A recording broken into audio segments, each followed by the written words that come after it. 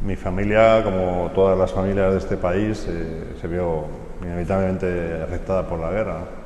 Debería decir mis familias, porque no fueron igual las circunstancias, pese a que tanto una como la otra vivían en Madrid, que tuvieron que pasar la familia de mi padre y la familia de mi madre. A la familia de mi padre le pilló la guerra en el pueblo. Lanzamiento el 18 de julio hizo que muchas familias estuvieran desplazadas porque bueno, era verano y habían salido a buscar refugio de los calores del verano en la ciudad, en Madrid. Eran de un pueblo de Segovia, muy cerquita de la sierra, y claro, no pudieron volver. Una vez que estalló la guerra no pudieron volver a Madrid y así estuvieron los 3 años que duró la guerra, y ahí nació mi padre, precisamente por esta circunstancia. El pueblo está muy cerca de la sierra, como digo, y donde sabemos que hubo un frente bastante duro, ¿no?, y cruento prácticamente hasta que se tomó Madrid. Y la verdad es que nunca contaron nada de que estando tan cerca del frente les hubiera afectado, pero yo estoy seguro de que hubo muchas historias que no se podían contar. A la familia de mi madre la guerra sí le pilló en Madrid. Y de hecho quedaron atrapadas, por así decir, ¿no?, en la ciudad, y tuvieron todo tipo de experiencias de un signo y del otro, por lo que nos transmitieron, ¿no?, las siguientes generaciones. Mi abuelo estuvo a punto de ser fusilado en Paracuellos, según él contaba. Se lo llevaron preso una noche y la gente que estaba con él al día siguiente la metieron en los famosos furgones en los que se lo llevaban al otro lado del río Jarama. Él era un hombre de derechas, probablemente simpatizante del lanzamiento, pero no tenía una participación política, ¿no? Era un hombre que estaba dedicado a sus negocios. Él siempre decía que entonces se desató un fenómeno de delación, ¿no?, mediante el cual pues, muchas personas, para congraciarse con el gobierno republicano, en este caso, con las autoridades, entregaban la cabeza, ¿no? Denunciaban a otras personas con inclinaciones a lo mejor derechistas para hacer méritos o a veces para salvar el propio pellejo cuando eran sospechosos, ¿no? Y eso nunca supo quién le había delatado, pero siempre pensó que fue víctima de este fenómeno, ¿no?, que sucedió a ambos lados del frente.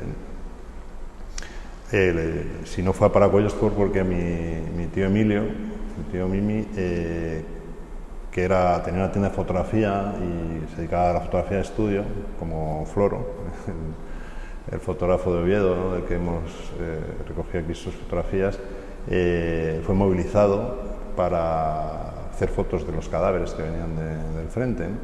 Y entonces tenía buenas relaciones con las autoridades militares de Madrid y pudo, in extremis, moviendo hilos, ¿no?, como se hacía también en esa época confusa, por lo menos sacar a mi abuelo de ese pelotón, ¿no?, en el que le iban a meter.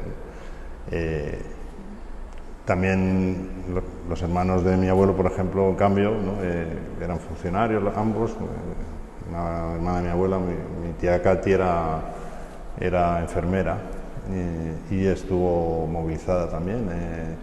Trabajó en el clínico, en el Hospital General de San Carlos, que a 2 pasos del museo, ¿no?, lo que veis en Reina Sofía, y allí estuvo toda la guerra pues atendiendo a los